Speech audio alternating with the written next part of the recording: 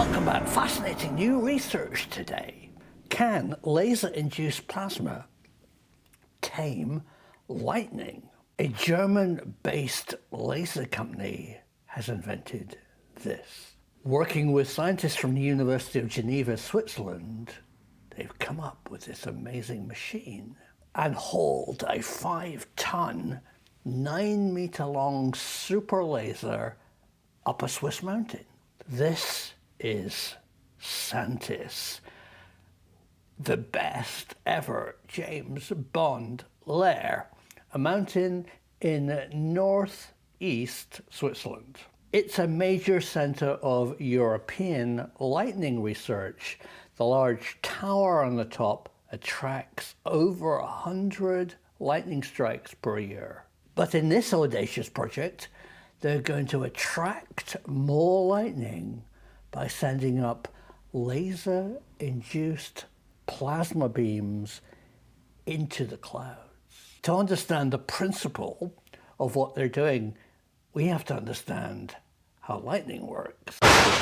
Lightning is basically static electricity in a cloud above the ground, and that potential difference is so large that the cloud discharges to the ground, but in a strange way. Thunder or lightning storms have 3 distinct phases: building, mature, and dissipating. Have you ever stood outside during the building stage and felt the hairs on the back of your neck standing up? Well, that's little tracers going up from the ground to try and reach up to the cloud, and the cloud is reaching down. Here in this amazing slow motion film, you can see the fingers of plasma trying to reach the ground. Eventually one makes it, produces a circuit, and kaboom! In fact, it's going up. Sure, the potential difference in the cloud is discharged, but it's all a bit random. Wouldn't it be better if you could discharge it at will? And that's the idea of this project. A beam of conductive plasma is generated by a laser shot into the cloud and discharges the cloud down the beam. The developers think it would be a major safety asset for sites like rocket launch, chemical storage, or even crowds. And what I find really interesting about this laser plasma-induced lightning research is you've probably not heard about it. And that's because it's all in French.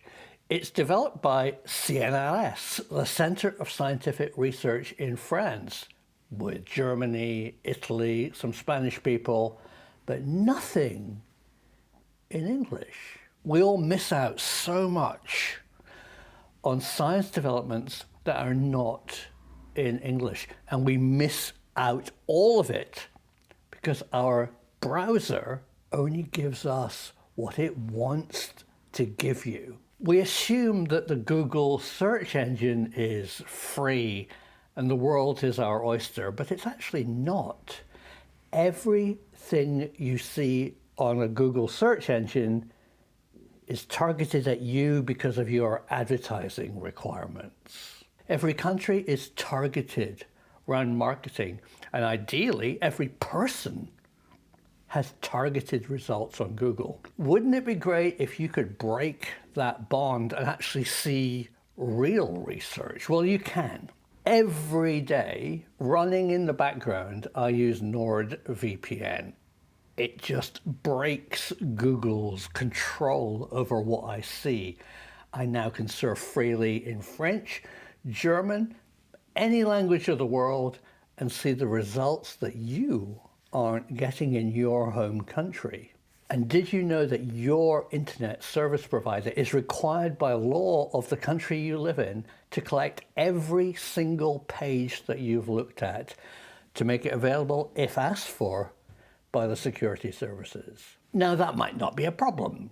You don't look at anything naughty, but for people like researchers, journalists who often have to check up what the bad people are doing. Their browser history could be misinterpreted. They're just researching what the bad guys are up to. You know, they're not a member of a bad organization, but your government could accuse you of visiting their website. And NordVPN totally protects me from that.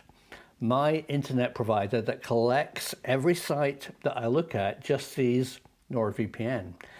Past that firewall, they have no idea what I'm looking at. Well, a smart government would ask VPNs to share the browsing history. Well, they don't. Only internet service providers. So you've blocked a government surveillance on what you're looking at. That alone is brilliant, but combined with the ability to surf free of Google's advertising influence, any VPN is a must.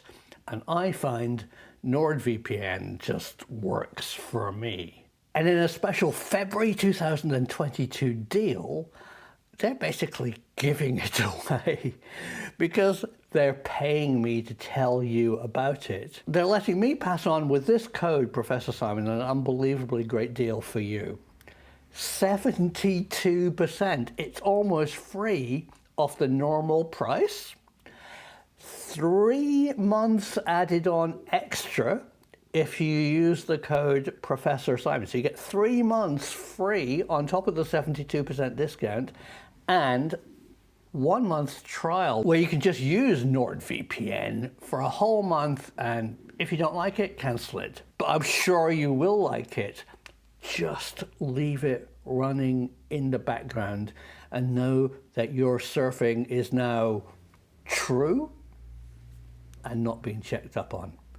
It's brilliant. For your peace of mind and to break the bonds of Google search engine associated advertising, get NordVPN today, because the truth really is out there.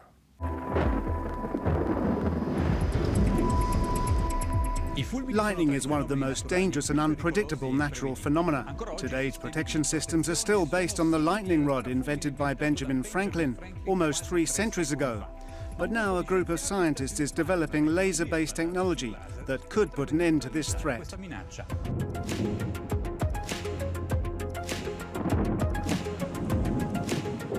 At 2,500 meters, Säntis is the highest mountain of the Alpstein massif in northeastern Switzerland.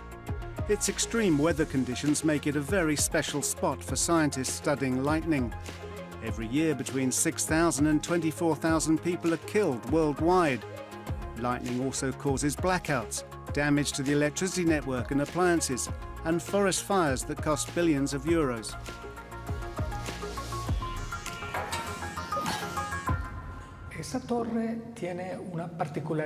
This tower is unique in Western Europe and potentially worldwide.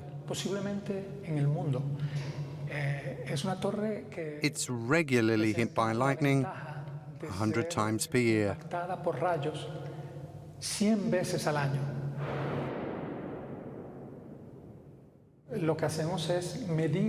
What we do is measure the electric charge that's transferred from the clouds to Earth. It's like an electric shock hitting a person when he puts his finger in a socket. In this case, we measured this discharge, and that allows us to find out how much of this energy is transferred from the clouds to the ground. Lightning is also a unique source of electromagnetic fields. There's nothing of its kind in nature, or even man-made. It produces electromagnetic fields over the whole range of frequencies, starting from very low frequencies to radio frequencies, microwaves, and even X-rays and gamma rays. Here what we are doing, we are measuring these electromagnetic fields, and this helps us a lot in order to understand the physical mechanisms, but also it allows us to validate the theoretical models that we are developing in order to simulate the effect of lightning and protecting structures against lightning. Modeling all this data allows scientists to better understand how lightning forms, so they can develop a protection system. Scientists working with the European Laser Lightning Rod project are testing an instrument based on the use of upward lightning discharges directed through a powerful laser. The idea of wanting to control lightning with a laser is not new. It comes from the idea that thanks to the laser, you can direct energy from a great distance to create a distinctive path for lightning, and make it a sort of guide by channeling the air with the help of very powerful laser impulses. The laboratory tests reproduce lightning on a scale of about 1 to 2 meters, but in the near future the instrument will try to deal with real lightning from a few hundred meters to a kilometer long. We put a small lightning rod next to our laser through which we guide the lightning and all the electrical charges we get from the cloud, which protects the laser and also brings the current to the Earth to protect everything around it. It's hoped this kind of laser-based system could one day be deployed to protect vulnerable installations, such as power plants, nuclear sites, airports and rocket launch pads, as well as large crowds gathering at sporting or other events.